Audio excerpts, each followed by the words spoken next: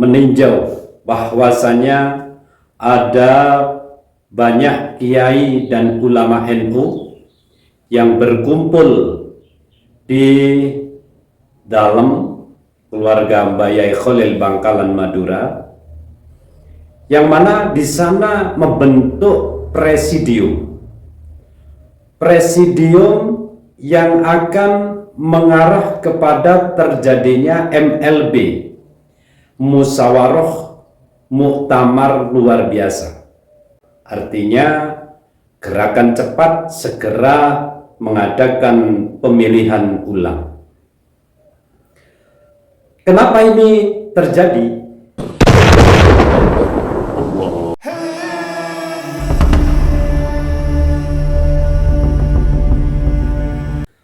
Assalamualaikum warahmatullahi wabarakatuh.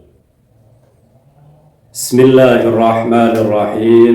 Alhamdulillah.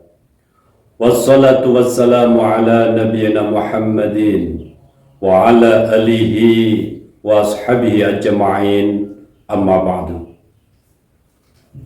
Sahabat muslim dimanapun berada, marilah pada kesempatan kali ini kita meninjau bahwasanya ada banyak kiai dan ulama NU yang berkumpul di dalam keluarga Mbah Yai Khalil Bangkalan Madura, yang mana di sana membentuk presidium yang akan mengarah kepada terjadinya MLB, Musyawarah Muktamar Luar Biasa. Muktamar luar biasa artinya gerakan cepat segera mengadakan pemilihan ulang. Kenapa ini terjadi?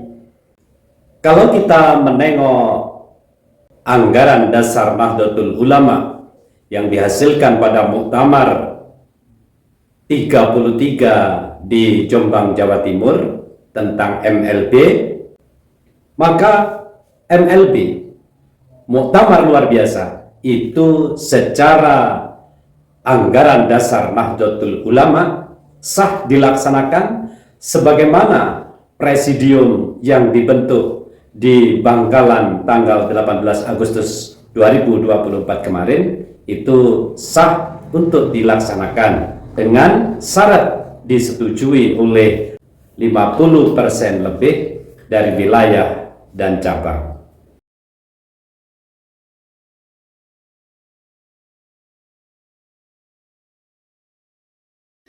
Jadi pembentukan presidium untuk menggerakkan usulan dari wilayah dan cabang, bila bisa mencapai 50% lebih, maka Muktamar Luar Biasa itu bisa dilakukan sesuai undang-undang yang berlaku di anggaran dasar Nahdlatul Ulama. Lantas, kenapa MLB atau Muktamar Luar Biasa itu dilakukan? Itu dilakukan karena ada bukti kesenjangan bahwa Rais Am atau Ketum PBNU ini melakukan suatu pelanggaran yang tidak sesuai dengan AD dan ART organisasi Nahdlatul Ulama yang berlaku. Kesenjangan bahwa Rais Am atau Ketum PBNU ini melakukan suatu pelanggaran yang tidak sesuai dengan AD dan ART organisasi Nahdlatul Ulama yang berlaku. Nah, tentunya pelanggaran yang dilakukan oleh Rais Am ataupun PBNU itu perlu dibuktikan dulu pelanggarannya. Bila pelanggaran itu sudah ditemukan, maka punya hak presidium yang dibentuk di dalam Syekhona Khalil Bangkalan ini melaksanakan MLB, yaitu Muktamar Luar Biasa, dengan persetujuan pengurus wilayah dan pengurus cabang sebanyak 50% lebih. Semacam itu.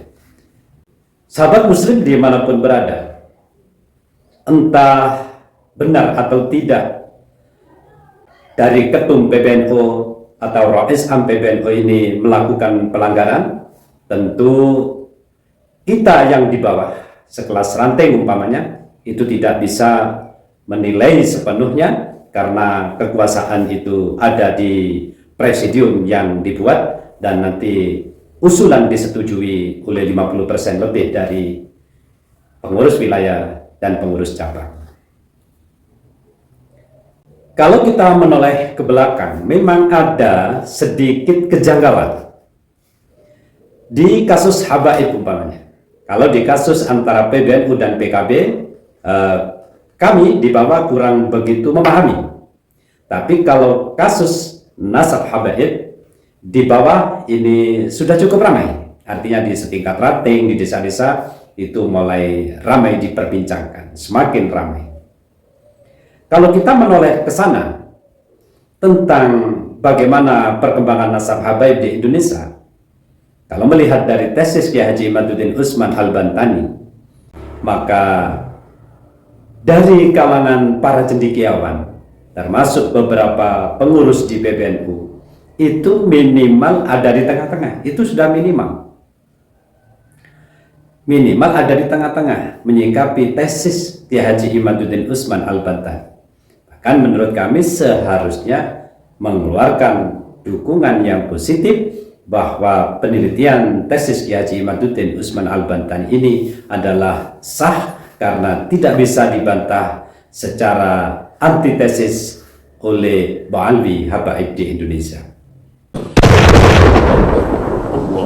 Yang sudah dilayangkan bahwa tesis tersebut memang sudah secara ilmiah berdasarkan kitab nasab, bahwa habaib ini tidak terkonfirmasi sebagai keturunan Nabi besar Muhammad SAW karena tidak ditemukannya kitab sezaman yang menceritakan Ubaidillah, sang datuk dari para habaib Ba'alwi di Indonesia.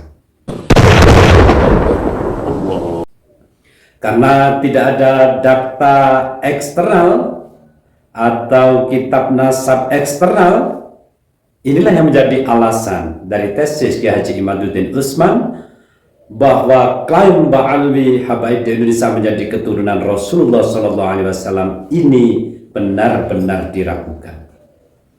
Benar-benar diragukan keabsahannya. Sehingga secara teori filologi, bahwa manuskrip atau catatan kuno atau sejarah ini memang tidak ada kecuali di internal para habaib atau kitab internal para habaib di abad ke-9, sedangkan masa kehidupan dari keluarga anak Ahmad bin Isa yaitu ada di abad ke-4. Maka dengan tidak ditemukannya data eksternal di luar Ba'alwi, baik secara manuskrip, kitab sejarah, kitab nasab, tidak ada ditemukan, maka disinilah terjadi kejanggalan bahwa habaib benar-benar putus keturunan dari Rasulullah SAW. Sahabat muslim dimanapun berada, menyikapi fenomena yang sudah dilakukan dari tesis Kiai Haji Imaduddin Usman yang sudah begitu ilmiah, dan juga ditambah kajian ilmiah tes DNA bahwa haplogrup dari habaib Ba'alwi di Indonesia ini haplogrupnya adalah G, padahal secara internasional haplogrup dari keturunan Rasulullah itu adalah J1. Sebab kalau G itu adalah bukan bangsa Arab, melainkan bangsa Yahudi Askenazi, maka mustahil secara genetika Ba'alwi habaib di Indonesia ini menjadi keturunan Rasulullah SAW. Mustahil, benar-benar mustahil. Nah, karena ini sudah berdasarkan dari segala aspek penelitian, mulai dari kitab nasab, filologi, dan kajian ilmiah tes DNA, maka sangat kuat untuk dijadikan hujah dijadikan pegangan bahwa habaib benar-benar putus nasab kepada Rasulullah SAW. Nah, dari penelitian kitab nasab, filologi, dan kajian ilmiah tes DNA inilah, maka dari kalangan para cendekiawan, termasuk beberapa pengurus di PBNU, itu minimal ada di tengah-tengah. Itu sudah minimal. Minimal ada di tengah-tengah menyikapi tesis Kiai Haji Imaduddin Utsman Al-Bantani.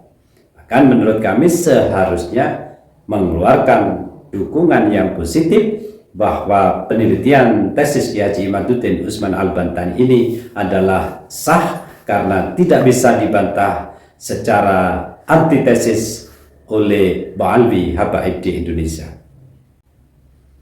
Nah, apabila ada yang bersikap mendukung terhadap hasil dari tesis Kiai Haji Imaduddin Utsman Al-Bantani, maka diwajibkan orang tersebut memberikan hujah, misalnya menemukan kitab sezaman, baik sezaman dengan Ahmad bin Isa atau sezaman dengan kerabat dari Ubaidillah, yaitu Muhammad, Ali, dan Husain. Harus bisa menunjukkan kitabnya. Karena tidak bisa menunjukkan inilah, berarti mereka benar-benar putus nasab kepada Rasulullah SAW. Dan ini wajib dengan semua ini.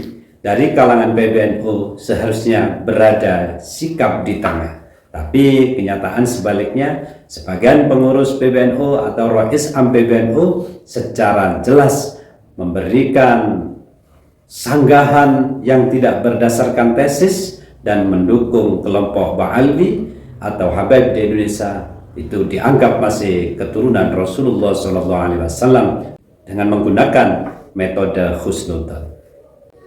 Maka pantaslah kalau sebagian ulama membentuk presidium atau kelompok untuk melaksanakan MLB, Muktamar Luar Biasa Nahdlatul Ulama. Tetapi kita tidak boleh berspekulasi bahwa adanya MLB ini akibat dari permasalahan nasab habaib. Kita tidak boleh mempunyai prasangka ke situ, karena MLB ini merupakan wewenang mutlak dari presidium yang mengajak seluruh wilayah dan cabang melakukan MLB, dan hasilnya harus disepakati oleh 50% lebih dari wilayah dan cabang. Yang dimaksud wilayah yaitu pimpinan wilayah provinsi dan cabang kabupaten. Karena apa? Mungkin ada beberapa hal, mungkin itu berkaitan dengan nasab atau mungkin berkenaan dengan partai. Kalau kita melihat komentar media sosial terkait sikap PBNU menyikapi nasab Ba'alwi habaib di Indonesia, memang rata-rata dari netizen ini sangat kecewa atas sikap PBNU saat ini. Namun kalangan ranting yang di bawah tidak punya wewenang apapun dalam hal ini.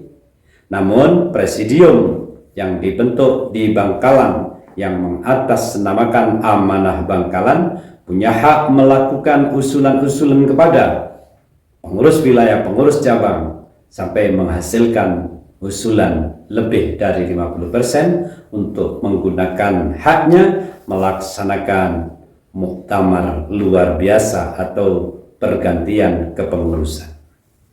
Sahabat muslim dimanapun berada, itulah sedikit terkait permasalahan dengan MLB, Muktamar Luar Biasa NU, sesuai dengan anggaran dasar Nahdlatul Ulama yang dihasilkan di Jombang pada Muktamar yang ke-33. Sahabat muslim dimanapun berada, wallahul muwaffiq ila aqwamit thoriq. Assalamualaikum warahmatullahi wabarakatuh.